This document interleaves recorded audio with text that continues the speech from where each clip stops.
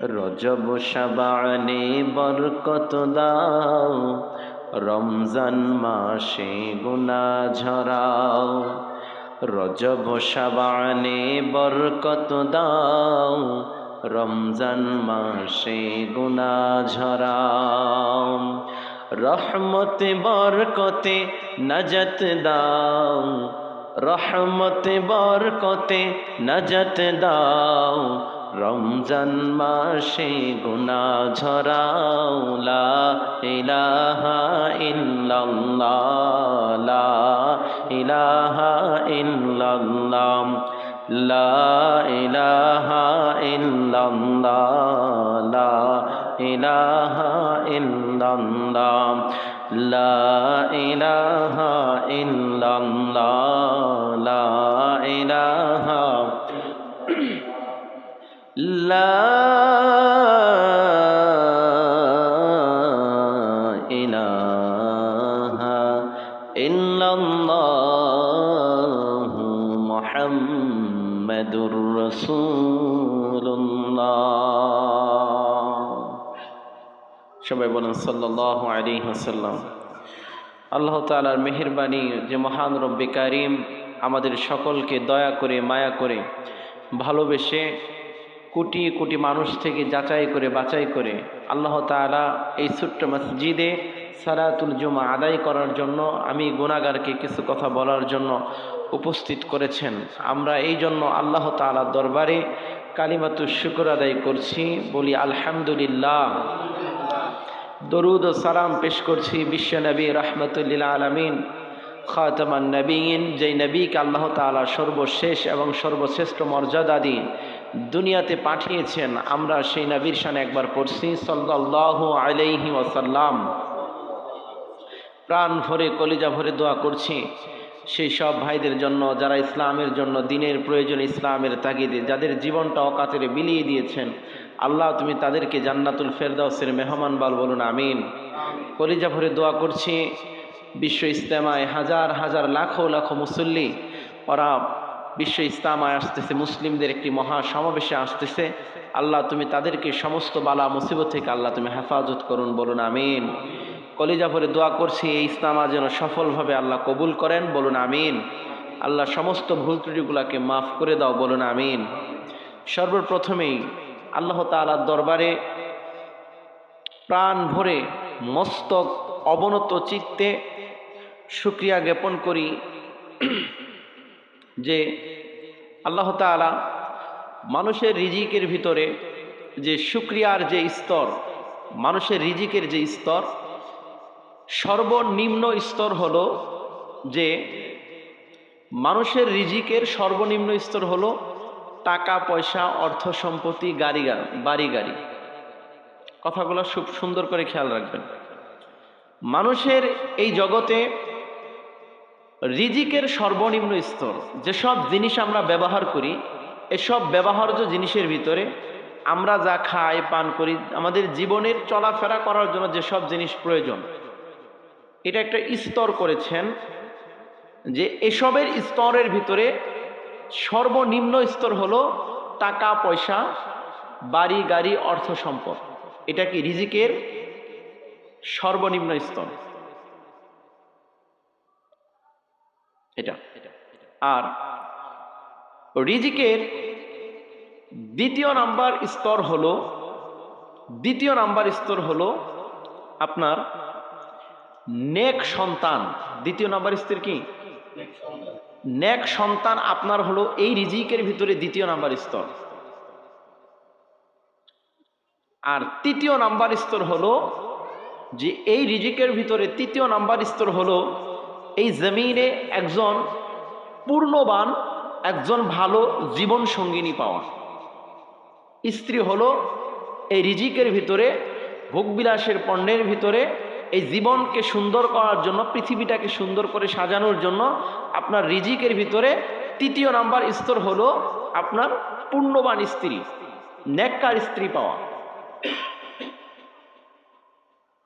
আর রিজিকের ভিতরে এর ভিতরে সর্ব উচ্চ স্তর হলো আল্লাহর সন্তুষ্টি অর্জন করা। কোন সুবহানাল্লাহ। তাহলে কয়টা কথা বললাম? চারটা। কয়টা বলছি? চারটা। এক হলো আমরা যে রিজিক নিয়ে, যে খাবার নিয়ে, যে অর্থ সম্পত্তি নিয়ে এই দুনিয়াতে যেটা সবচেয়ে বিষয় নিয়ে, যে বিষয় নিয়ে আমরা পেরেশান, আমরা সুদ বুঝি না, আমরা ঘুষ বুঝি না, আমরা চুরি বুঝি না, আমরা ডাকাতি বুঝি না, আমরা হালাল বুঝি না, হারাম বুঝি না, কোনো কিছুর তোয়াক্কা করি না। এই কাজটা কি সঠিক হলো নাকি খারাপ হলো, এই কাজটা কি ভালো হলো নাকি মন্দ হলো, এগুলো আমরা দেখি না। কিন্তু হাদিসে পাকে আসছে উলামায়ে কেরাম এটার স্তর বানাতে গিয়ে তারা বলেছেন যে খাবার দাবার, অর্থ সম্পত্তি, টাকা পয়সা হলো এই রিজিকের সর্বনিম্ন স্তর। আর এটার জন্য সমাজে পেরেশানি আছে না নাই? হযরতে উলামায়ে কেরাম বলেন, শোনো, তোমরা যে রিজিকের জন্য যে পেরেশান, যে অর্থ সম্পত্তির জন্য যে পেরেশান, যে টাকার জন্য তোমরা পেরেশান, উলামায়ে কেরাম এই টাকা আর অর্থ সম্পত্তিকে রিজিকের সর্বনিম্ন স্তর বলেছে। আর যেটার প্রতি আমরা বেশি উদাসীন, ছেলে হলেই মহাখুশি আর মেয়ে হলেই রাগ, আছে না নাই? নেককার সন্তান, নেককার ছেলে আর নেককার মেয়ে রিজিকের দ্বিতীয় নাম্বার স্তর বলেছেন, অর্থাৎ তার চেয়ে একটু উপরে। ছেলেগুলা যদি ভালো হয় তাহলে তো ভালো, আর মেয়েগুলা যদি ভালো হয় তাহলে তো ভালো। আর যদি ছেলে মেয়ে যদি ভালো না হয়, সংসারে বাবা মারও শান্তি আছে না নাই? নেককার সন্তান, এটা হলো রিজিকের ভিতরে দ্বিতীয় নাম্বার স্তর। সন্তানের জন্য বাপে হার্ট স্ট্রোক করে মারা যায়। মেয়ে এমন আকাম, মেয়ে এমন কুকাম কর্ম করে, এমন কাজ করে, মেয়ের কারণে বাবা মার মুখ সমাজে উজ্জ্বল করতে পারে না, দেখাতে পারে না। মেয়েদের কারণে, ছেলেদের কারণে বাবা মার মাথাটা নিচু হয়ে যায়। আবার এই সমাজে অনেক বাবা মাও আছে, বয়স হয়ে গেছে, বৃদ্ধ হয়ে গেছে, যে তাদের কারণে ছেলে সন্তান মেয়ে সন্তানদের মাথা নিচু হয়ে যায়, আছে না নাই? সমাজের ভিতরে যেমন বাবা মার কারণে যেমন সন্তানের মুখ যেমন উজ্জ্বল হয়, সন্তানের মুখ যেমন হাসি খুশি থাকে, সন্তান যেমন গর্বের সাথে বলতে পারে যে আমার বাবা অমুক, আবার এই সমাজের ভিতরে এমন কিছু বাবাও আছে, এমন কিছু মাও আছে, যেই বাবা মার কারণে সন্তানরা সমাজে মুখই পায় না। আল্লাহ এই দুটা দলকে আল্লাহ হেফাজত করুক, বলুন আমিন। আমাদের বাবা মাকে সুবুদ্ধি দান করুক, বলুন আমিন। ছেলে মেয়েদেরকে হেদায়েত দান করুক, বলুন আমিন। তৃতীয় নম্বর, পূর্ণবান স্ত্রী, নেককার স্ত্রী।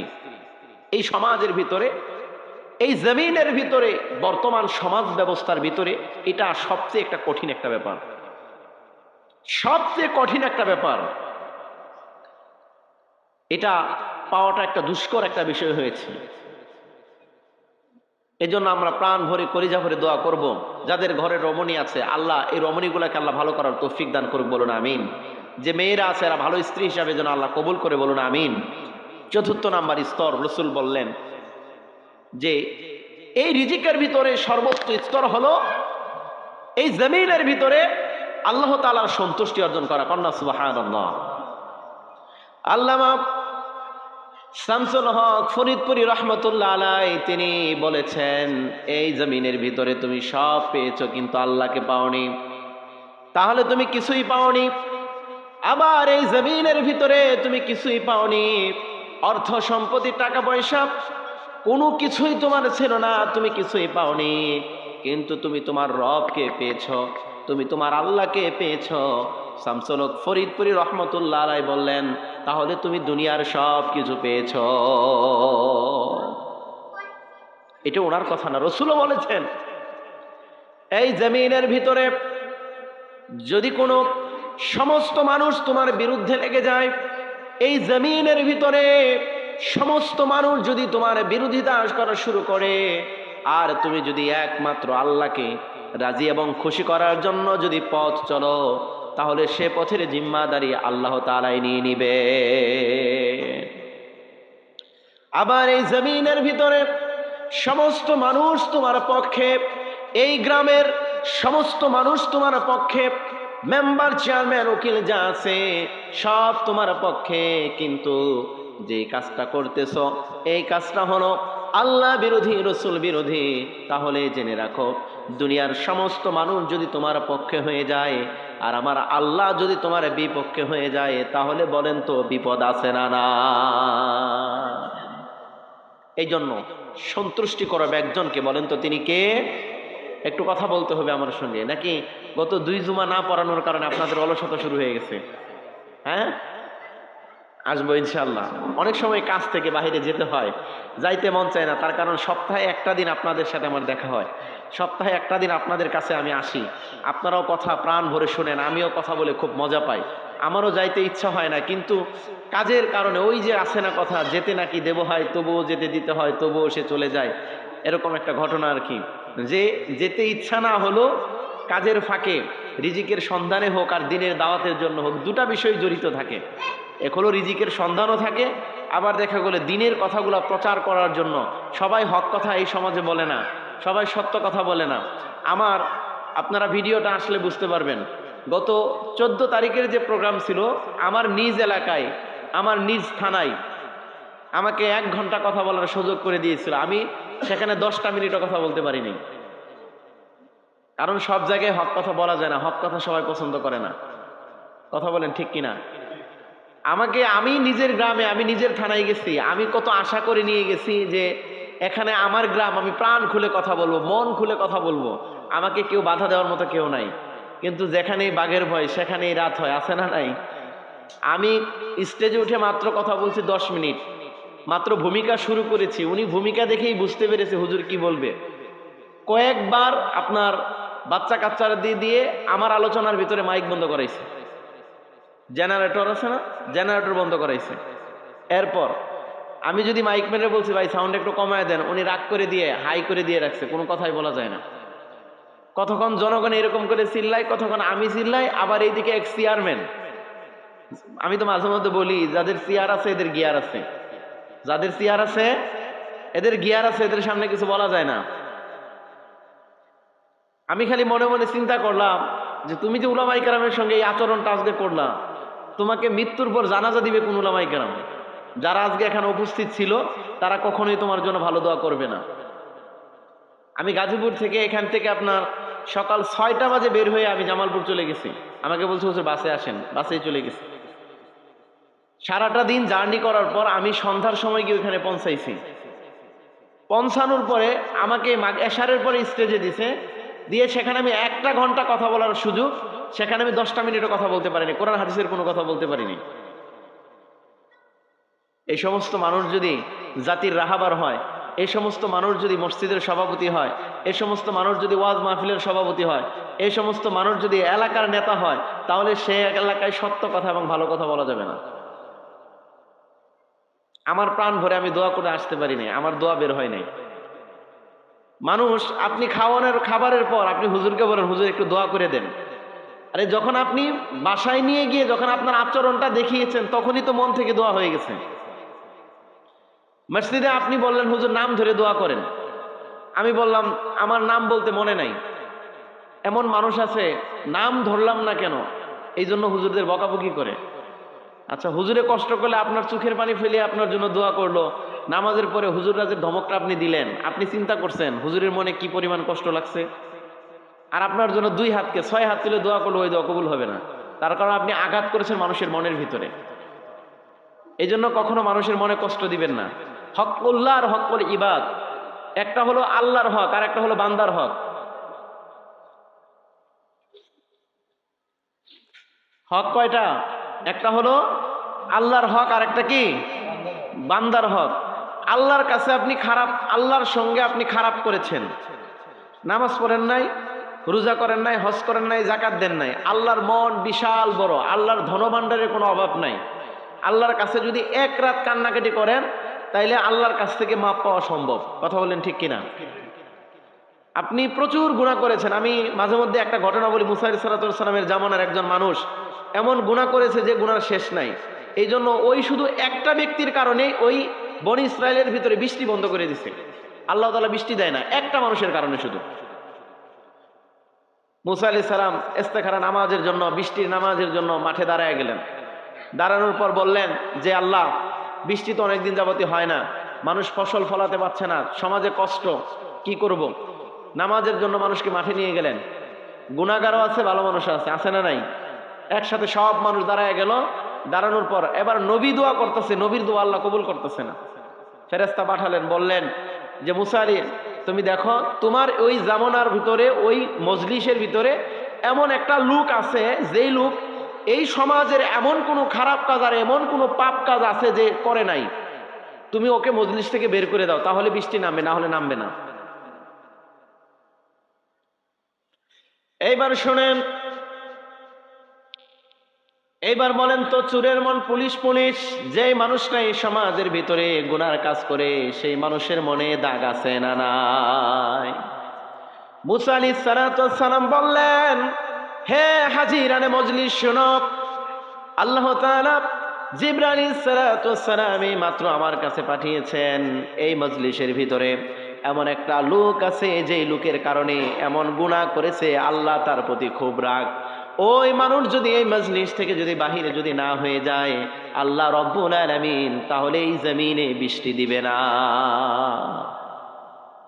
যে মানুষ এত গুনাহ করেছে, এইবার সেই মানুষ কম্বল মুড়ি দিয়ে, কম্বলটা মুড়ি দিয়ে, মাথার উপর কম্বল দিয়ে এইবার গোপনে আল্লাহর কাছে হাত উঠেছে, আল্লাহ তুমি যদি এই মজলিস থেকে আমাকে বের করে দাও, এই মজলিসের সবাই জানবে যে আমি তোমার দুশমন, এই মজলিসের সবাই জানবে যে আমি তোমার নাফরমান বান্দা, আমি তোমার গুনাহগার বান্দা। আল্লাহ তুমি কি এই ভোরে মজলিসের ভিতরে আমার অপমান করবা? আল্লাহ আমি তো গুনাহ করি, আল্লাহ আমি স্বীকার করছি আমি গুনাহ করি, আল্লাহ এই ভরা মজলিসের ভিতরে আমার সম্মান হানি করো না, তুমি না বান্দার সামনে আমার মাথাটা নত করো না। মাথার কম্বলটা উঠিয়ে দিয়ে এবার আল্লাহর কাছে দোয়া করে, আল্লাহ তুমি আমার অপমান কইরো না, আল্লাহ আল্লাহ তুমি আমার জীবনের গুনাহ মাফ করে দাও। আজকে আমি গুনাহ মাফের জন্য আল্লাহ তোমার দরবারে হাত তুলেছি, আল্লাহ তুমি ক্ষমা করো। চোখের পানিটা নাকের ডগায় আসতে দেরি হয়েছে, আকাশ থেকে ঝপঝপ করে বৃষ্টি নামতে দেরি হয় নাই। তাহলে আল্লাহর সঙ্গে দুশ্মনী করলে, আল্লাহর কাছে গুনাহের কাজ করলে আল্লাহ তাআলা মাফ করবে। এটা হলো হকুল্লাহ, মানে আল্লাহর জন্য, আল্লাহর হক। এবার হকুল ইবাদ, বান্দার হক। আপনি ধমক দিয়ে আমারে কষ্ট দিলেন, রসুল বলেছেন বিনা অপরাধে ধমক দিয়ে যে কষ্ট দিলেন, এই কষ্ট দেওয়ার কারণে তার কাছে গিয়ে মাফ চাইতে হবে, তার কাছে গিয়েই। আপনি এত সোজা বিষয় মনে করেন না, তার কাছে গিয়ে আপনাকে মাফ চাইতে হবে। মাফ চাওয়ার পরে সে যদি আপনাকে মাফ করে তাহলে আপনি মাফ করবেন, না হলে কিয়ামতের ময়দানে মাফ পাওয়ার কোনো সুযোগ নাই। আমার কথা বুঝেন নাই আপনারা? এক খণ্ড জমি, বেশি না। কয় খণ্ড জমি? এক হাত জমি। এক হাত জমিও যদি কারো কাছ থেকে জোর করে নিয়ে খান, এক হাত জমি, আমি কিন্তু 1 বিঘার কথা বলি নাই, এই হাতে 1 হাত জমি। আপনি জানেন যে এই 1 হাত জমি অমুক ভাইয়ের, আমার না, আপনি খুব ভালোভাবে জানেন, কিন্তু আপনার ক্ষমতা আছে, পাওয়ার আছে, আপনার ছেলে 4-5টা, আর যার কাছ থেকে নিয়েছেন তার কোনো ছেলেই নাই, একটাই মেয়ে, বিয়ে দিছে, আর কোনো খবর নাই।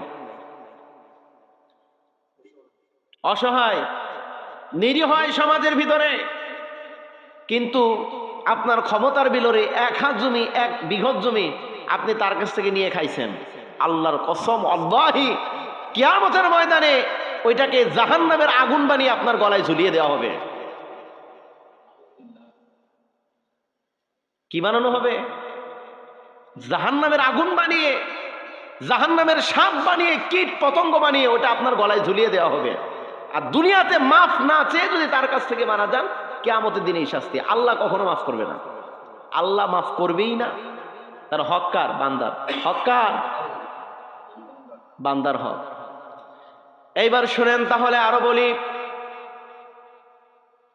এই জমিনের ভিতরে যারা সত্য কথা বলতে গিয়ে, হক কথা বলতে গিয়ে, মুফতি আমির হামজা ভাই 3টা বছর বিনা অপরাধে জেলখানায় কাটালেন, তাহলে শুনেন, কিয়ামতের ময়দানে মুফতি আমির হামজা ভাইয়ের পা ধরে মাফ না নিলে কোন সরকারকে আল্লাহ কিয়ামতের ময়দানে মাফ করবে না। এত সহজ। তার 3টা বছরের সময় থেকে তার মায়ের কাছে আপনি মাপ চান, তার ছোট ছোট দুইটা বাচ্চা তার কাছে মাপ চান, 3টা বছরে তার স্ত্রীর হকগুলো আপনি নষ্ট করেছেন, এর জন্য কিয়ামতের ময়দানে আল্লাহর দরবারে আসামির কাঠগড়ায় দাঁড়াতে হবে।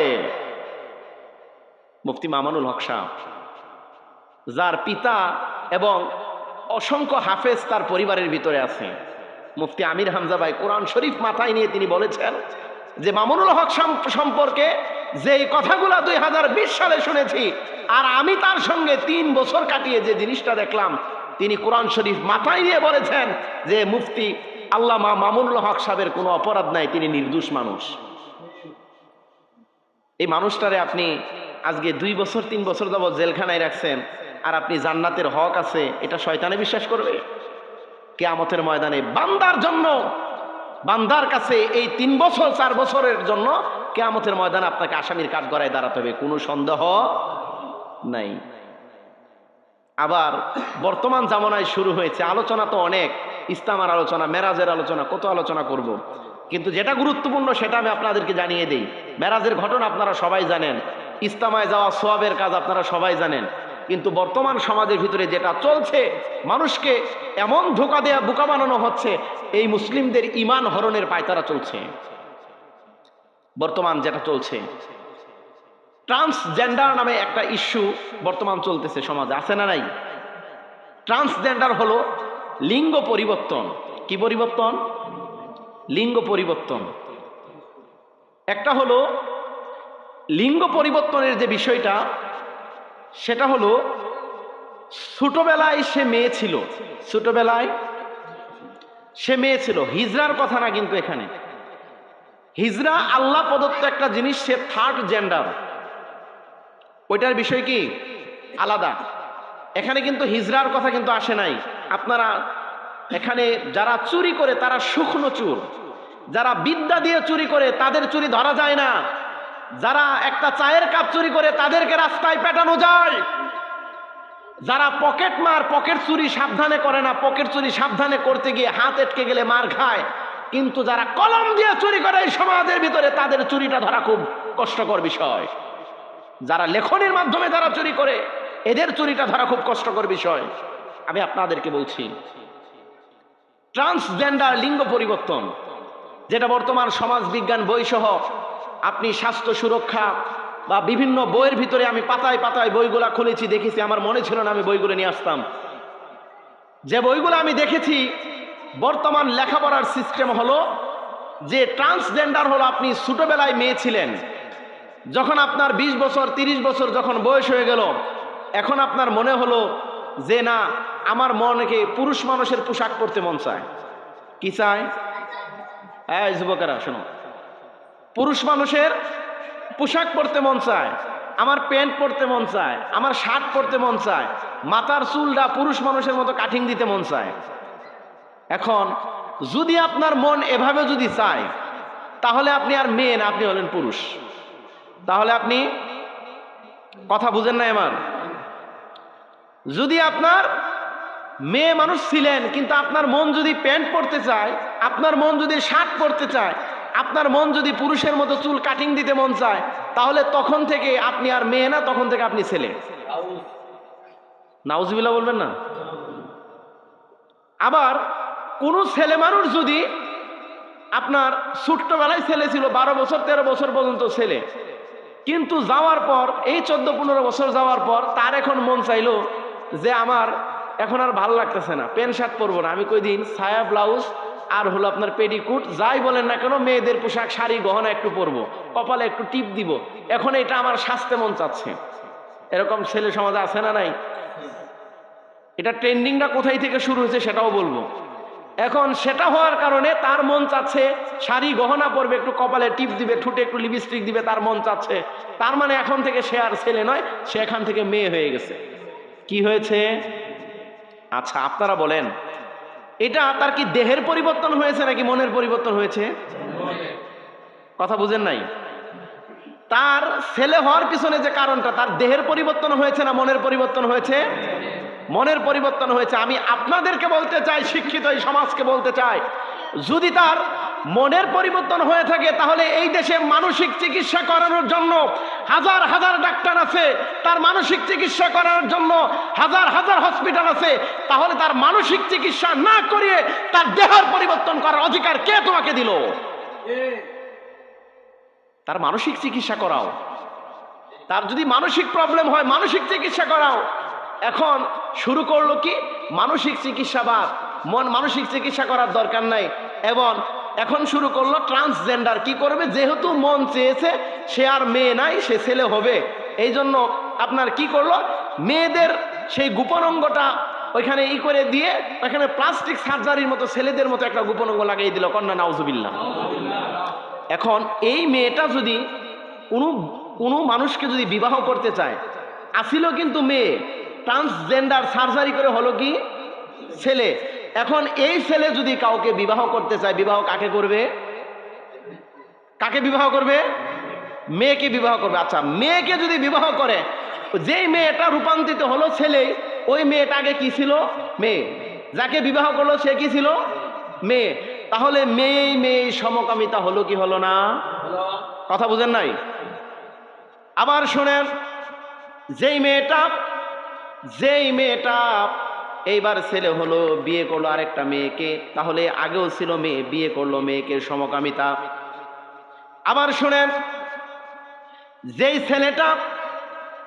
ছেলেটা ছেলে ছিল, কিছুদিন যাওয়ার পর তার মন মানসিকতা পরিবর্তন হলো, সে ভাবলো আমার মন চাচ্ছে মেয়ে হওয়ার মতো। মন চাচ্ছে কি? মেয়ে হওয়ার মতো আমার মন চাচ্ছে, এখন আমি মেয়ে হব। এইবার ছেলেটা কি করলো?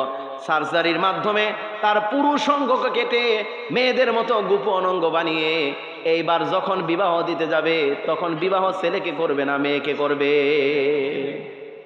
সে কিন্তু ছেলে হলো মেয়ে। বিবাহ করতে গেলে পাত্রী দেখতে গেলেন, করিমউদ্দিনের ছেলে করিমউদ্দিনের মেয়ে অমুক, বা কমিরউদ্দিনের ছেলে তুমুক, রহিমউদ্দিনের ছেলে তুমুক। এখন যে ছিল আপনার ছেলে সে হলো মেয়ে, তার জন্য পাত্র দেখা দরকার আছে না নাই? এখন যখন পাত্র দেখে যখন তাকে বিবাহ দিলেন, বিবাহ দেওয়ার পর এইবার কি ওইটাও ছেলে ওইটাও ইজিক্যাল টু সমকামিতা। কি হলো? এটার নাম হলো ট্রান্সজেন্ডার। এটার নাম কি? ট্রান্সজেন্ডার। এইবার এটার ইতিহাস শুনেন। ট্রান্সজেন্ডার হলো, তাহলে বইয়ের ভিতরে লেখলো, আরো দুঃখের বিষয় হলো আমার নামে নাম দিয়ে বই ছাপাইছে। এই দেশে আর কোনো ভদ্র নাম পাস নাই তো না? আমার কথা বলতে গেলে শরম লাগে। নাউজুবিল্লাহ মিন যালিক। আর এই দেশে কোনো নাম পাই নাই, আমার নামটা দিতে হইব। শোনেন, বিষয়টা হলো যে এইভাবে যে আপনার শুরু হলো, বইয়ের ভিতরে এখন আর লেখাপড়া নাই। বইয়ের ভিতরে কি নাই? লেখাপড়া নাই। এই শরীফার একটা ঘটনা দিয়ে দিল, শাকিলার ঘটনা দিয়ে দিল, রহিমার ঘটনা দিয়ে দিল। এখন পোলাপানে এইটা পড়ালেখা করতেছে। আচ্ছা, স্বাস্থ্য সুরক্ষা বইয়ের ভিতরে আমি যদি কথা বলতে চাই, অনেকের নাতিপুতি আছে, অনেকে বাবা ছেলেও আছেন, কিন্তু কথাগুলো জানা দরকার। সত্য কথা, মুখে এইসব কথা উচ্চারণ করতে গেলে আমাদের ঘেন্না লাগে, কিন্তু বইয়ের ভিতরে সাবলীল ভাষায় বই লেখা। কোনো বাবা যদি তার মেয়েকে যদি বই পড়াতে যায়, আল্লাহর কসম আল্লাহি, তার বাবার মুখ ঢাকা ছাড়া কোনো উপায় থাকবে না। বর্তমান যে বই ছাপিয়েছে সরকার, এই বই যদি কোনো বাবা তার মেয়েকে যদি পড়াতে যায়, কখনোই আল্লাহর কসম কোনো যদি শিক্ষিত মানুষ হয়, তাহলে সেই বই বাবা পড়াতে পারবে না, আর মেয়ে বাবার কাছে পড়তে পারবে না। এটা যদি আমাদের দেশের শিক্ষা ব্যবস্থা হয়, আমাদের দেশের লেখাপড়া হয়, সন্তানরা কি শিখবে? মেয়েদের মাসিক হয়, এই কথা কি বইয়ের পাতায় লিখে লিখে শিখাইতে হইব? যখন মেয়েরা যখন একটু বড় হয়, তাদের শরীরের বিভিন্ন অঙ্গ প্রত্যঙ্গ পরিবর্তন হয়, এটা কি বইয়ের পাতায় লিখে লিখে পড়াইতে হবে? তাদের কখন বীর্যপাত হয়, কখন কি হয়, যদি এই টাইপের পড়া যদি আমাদের সন্তানদের লেখাপড়া যদি আমরা শিখাই, কোন ভাই আছে যে তার বোনকে বইটা নিয়ে বসাইতে পারবে? যেটা স্বামী স্ত্রীর ব্যাপার, যেটা স্বামী স্ত্রী যে কোনো কথা বলা যায়, কিন্তু ভাই বোন যে কোনো কথা বলতে পারবে? বাবা মেয়ে যে কোনো কথা বলতে পারবে? ভাই কথা বলছে, যদি বানরের জাত হয়, যাদের ভিতরে মানসিকতা নাই, যাদের ভিতরে কুকুরের মানসিকতা, যাদের ভিতরে বানরের মানসিকতা, যাদের হায়ানার জানোয়ারের চেয়ে তারা নিকৃষ্ট, তারাই বই ছাপিয়ে সন্তানদেরকে পড়াতে পারবে, আই ছাড়া আর কেউ পারবে না। এই লেখাপড়া শিক্ষিত মানুষের কোনো লেখাপড়া নয়। বাইরে দেশে মানুষ ইঞ্জিনিয়ার হচ্ছে, ডাক্তার হচ্ছে, বড় বড় হসপিটাল করতেছে, এরোপ্লেন বানাচ্ছে, চাঁদে যাচ্ছে, মঙ্গল গ্রহে যাচ্ছে। আর আমার দেশের সন্তানদের আলু ভর্তা শেখানো হচ্ছে, কিভাবে আলু ভর্তা করতে হয়, কিভাবে ডিমবাজি করতে হয়, শাক কিভাবে রান্না করতে হয়, আরে বিছানা কিভাবে গুছাতে হয়। এটা তো মুসলিম ঘরের মেয়েরা কেন, হিন্দু ঘরের মেয়েরাও ছোট্টবেলা থেকে মায়ের কাছে দেখে দেখে শিখে। ঝাড়ু কিভাবে দিতে হবে, ঝাড়ু কিভাবে ধরতে হবে, বইয়ের পাতায় শেখাতে হবে। টাকা পয়সা ইনকাম করা লাগে না, জনগণের টাকায় আত্মসাৎ করে, জনগণের টাকা চুরি করে এরকম বই ছাপানো যায়, ভালো শিক্ষা দেওয়া যায় না। একটা ফালতু একটা শিক্ষা ব্যবস্থা শুরু হয়েছে।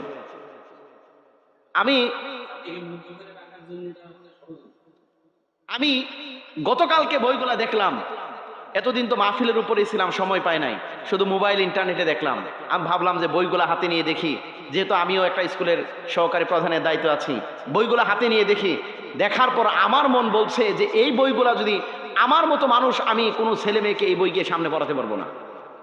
আমার বিবেকে বাঁধবে, আমার মুখ দিয়ে সব ভাষা বের হবে না। তাহলে কি তার মানে এটাই বোঝা যাচ্ছে, মুসলিমদের সন্তানদেরকে লেখাপড়া না করার জন্য তাদেরকে মূর্খ বানানোর পায় তারা চলছে। এই সমাজের মুসলিম ছেলেমেয়েরা যেন সমকামিতায় লিপ্ত হয়, মেয়েরা মেয়েকে যেন বিবাহ করা সহজ হয়, ছেলেরা ছেলেকে বিবাহ করা যেন সহজ হয়, এই জাতি যেন বানরের জাতি হয়, এখানে যেন কোরআনের আইন না থাকে, ইসলামের কথাগুলো যেন না থাকে, এটা যেন কেউ বিশ্বাস না করে, এই জন্য এই শিক্ষা ব্যবস্থা আজকে চালু হয়েছে, আর কোনো পায়তারা নয়। দেখতেছে এদেশে শিক্ষা ব্যবস্থা, মুসলিমরা ভালো চলে, মুসলিমদের অবস্থা ভালো, মুসলিমরা যে কোনো মুহূর্তে সরকারে আসতে পারে, মুসলিমরা যে কোনো মুহূর্তে আন্দোলনের মাধ্যমে, যে কোনো মাধ্যমে, বিজয়ের মাধ্যমে ইসলাম এই হুকুমত কায়েম করতে পারে, এটাও সব যেন না করতে পারে, এই জন্য এই শিক্ষা ব্যবস্থা মানুষদের উপর চাপিয়ে দেওয়া হয়েছে। ভণ্ডামি শিক্ষা ব্যবস্থা, কাজ নাই, ভালো করে লেখাপড়া করো নাই, এমপি মন্ত্রীরা এক সব তো মূর্খ, একটাও ভালো করে লেখাপড়া করে না। যদি ভালো করে লেখাপড়া করতো, তার নিজের সন্তানের কথা চিন্তা করে হলো এই সমস্ত শিক্ষা ব্যবস্থা চাপিয়ে দিতে পারতো না। ফেরাউনের কাহিনী শুরু হয়েছে। কার কাহিনী? ফেরাউনের কাহিনী শুরু হয়েছে। এই জাতিকে মূর্খ বানানোর পায় তারা চলছে। আল্লাহ হেফাজত করুক, বলুন আমিন। ট্রান্সজেন্ডার নামক সমকামিতা এখান থেকে যেন আল্লাহ দূর করে, বলুন আমিন। আপনারা যদি আপনাদের সন্তানকে যদি এই বই যদি না পড়ান, তাহলে এটা সম্ভব, তাহলে এটা কি সম্ভব। সমকামিতা এই যুগও একবার ছিল, এই যুগে না, সরি, গত অনেক বছর আগে সমকামিতার একটা যুগ ছিল। কওমে লূত আলাইহিস সালাতু ওয়াস সালাম, লূত আলাইহিস সালাতু ওয়াস সালামের উম্মতেরা মেয়ে মেয়েকে বিবাহ করত, ছেলে ছেলেকে, কথা বুঝেন নাই, মেয়ে মেয়েকে বিবাহ করত, ছেলে ছেলেকে বিবাহ করত। বিবাহ করার কারণে আল্লাহ তাআলা তাদের উপর এই পৃথিবীতে যত গজব আল্লাহ দিয়েছে, সবচেয়ে বেশি গজব দিয়েছে সমকামিতার উপরে। পৃথিবীতে যত গজব দিয়েছে, সবচেয়ে বেশি গজব দিয়েছে কার উপরে? সমকামিতার উপরে। আল্লাহ তাআলা এদের জমিনটাকে আল্লাহ তাআলা উল্টালেন। জমিনটাকে কি করলেন? আল্লাহ তাআলা কওমে লূত আলাইহিস সালাতু ওয়াস সালামের উম্মতদের ভিতরে সমকামিতা, ছেলেই ছেলেকে বিবাহ করবে, মেয়ে মেয়েকে বিবাহ করবে, যেরকম এরকম চলা শুরু করলো। নবী বললেন, আল্লাহ এই জমিনের উম্মতদের আর আমি পারলাম না, নবীদের বদদোয়াও কবুল আর নবীদের ভালো দোয়াগুলোও কবুল করে নেয় কে? নবী বললেন, আর পারছি না, এই সমাজের কোনো মানুষ আমার কথা শুনে না আমাদের মতো। আমরা বলেই চলেছি, মাইক ফাটিয়ে চলেছি, কিন্তু তাদের মতো তারা শিক্ষা ব্যবস্থা চালিয়েই শুরু করেছে। আবার এদেশে কিছু যুবক পোলাপানারা টিকটক করে, আছে না নাই? ওরা টিকটক করে একজন মেয়ে সাজে, আরেকজন ছেলে সাজে, মেয়েরাই দুইজন সাজে। মেয়েরাই কি সাজে? একজন ছেলে সাজে, আরেকজন মেয়ে সাজে। আবার কিছু টিকটকের কিছু প্রাণী আছে, এদেরকে দেখবেন এরা নিজেরা ছেলে হয়ে এরা মেয়ে সাজে। এমন মেয়ে সাজ দেয়, মেকআপ করে এমন হয়, বুঝাই যায় না ওইটা ছেলে না মেয়ে। আপনি দেখলেও দুইবার চোখ টিপুনি দিবেন। তাহলে ওরা সমকামিতাকে প্রমোট করছে। কি করছে? ওরা সমকামিতাকে সমাজে ছড়িয়ে দেওয়ার জন্য তারা টিকটককে ব্যবহার করছে। সমকামিতাকে ছড়িয়ে দেওয়ার জন্য মোবাইল ফোনগুলা, ইন্টারনেটগুলা ব্যবহার করছে। কিন্তু সমকামিতা সম্পর্কে কওম লূত আলাইহিস সালাতু ওয়াস সালামের উম্মতের মাঝে যখন সমকামিতা যখন ছড়িয়ে গেল, ছেলে ছেলেকে যখন বিবাহ করলো, মেয়ে মেয়েকে যখন বিবাহ করলো, আল্লাহকে বললেন, আল্লাহ এই সমাজের জাতিদেরকে আর দাওয়াত দিতে দিতে পেরেশান হয়ে গেলাম, ওরা ইসলামের কোনো দাওয়াত কবুল করে না, ইসলামের কোনো কথা মানে না, আমার দাওয়াত কবুল করে না, আল্লাহ তুমি তাদের উপর আযাব দিয়ে দাও। আল্লাহর কাছে বলতে দেরি, অ্যাকশন নিতে দেরি আছে। এইবার ফেরেশতাদের পাঠালেন যে এই জমিনটাকে এবার উল্টায় দাও, জমিনটাকে এবার জমিনটা ধরে উপরে উঠালেন। ওঠানোর উপর তাদের উপর রজমের শাস্তি হলো, রজম জেনাকারের শাস্তি। কিসের শাস্তি? ছেলে মেয়ে যদি বিবাহ বহির্ভূত সম্পর্ক, প্রেম প্রীতি ভালোবাসা যদি করে, জেনা আছে না নাই? ফেরেশতাদের বললেন আসমান থেকে পাথর ছুঁড়ো। কি ছুঁড়ো? পাথর ছুঁড়ে এবার তাদেরকে রক্তাক্ত করে দাও, পাথর ছুঁড়ে হত্যা করে দাও। দেওয়ার পর এইবার এই জমিনটাকে আল্লাহ তাআলা এবার উল্টিয়ে জমিনটা নিচে দিয়ে দিলেন। নাউজুবিল্লাহ। এটাই ছিল কওমে লূতের সেই ভয়াবহ শাস্তি। আল্লাহ কওমে লূত এই বংশধরগুলাকে আল্লাহ তাআলা এই জমিনকে উল্টিয়ে এইবার তাদেরকে জমিনে মাটি চাপা দিয়ে আল্লাহ তাআলা হত্যা করেছেন। আমার মন বলছে সে সময় বাংলাদেশেও যদি এভাবে যদি চলতে থাকে এরকম শিক্ষা ব্যবস্থা, আর টিকটকাররা যদি এভাবে যদি কওমে লূতের মতো যদি তারা সমকামিতাকে প্রমোট করে, শিক্ষা ব্যবস্থায় সমকামিতাকে যদি প্রমোট করে, তাহলে আমার মন বলছে এই শাস্তি বাংলার জমিনে আসতে বেশি সময় লাগবে না। এই শাস্তি কি বাংলার জমিনেও আসতে বেশি সময় লাগবে না। আল্লাহ তাআলা আমাদের সন্তানগুলোকে হেফাজত করুক, বলুন আমিন। ভালো একটা শিক্ষা ব্যবস্থা দান করুক, বলুন আমিন। এই সমাজের উপরে স্তরে যারা বসে আছে আল্লাহ তুমি তাদেরকে হেদায়েত দান করো, বলুন আমিন। আর হেদায়েত না থাকলে নমরুদের মতো মশা কানের ভিতরে ঢুকিয়ে জুতা পেটা করে হত্যা করুক, তাও বলেন আমিন। কোনো সন্দেহ আছে? যেটা সমাজের জন্য ক্ষতিকর ওইটাকে সমাজে রাখার দরকার নাই। ক্ষেতের ভিতরে যদি আগাছা থাকে আমাদের মুরব্বীরা গিয়ে কাটে, কি করে? আগাছা কেটে পরিষ্কার করে, ক্ষেত ভালো হয়। যেটা সমাজের ভিতরে যেটা আগাছা আমরা নিজেরা না পারি, আল্লাহর কাছে দোয়া করি এমন এক ক্যান্সার দিয়ে দেখ যাতে গেলে আলসার হয়ে ক্যান্সার হয়ে ভেনিস হয়ে দেখলে মারা যায়। সব বলেন আমিন। আল্লাহ হেফাজত করুক আমাদের সমাজটাকে, বলুন আমিন। আসসালামু আলাইকুম ওয়া রাহমাতুল্লাহি ওয়া বারাকাতুহু।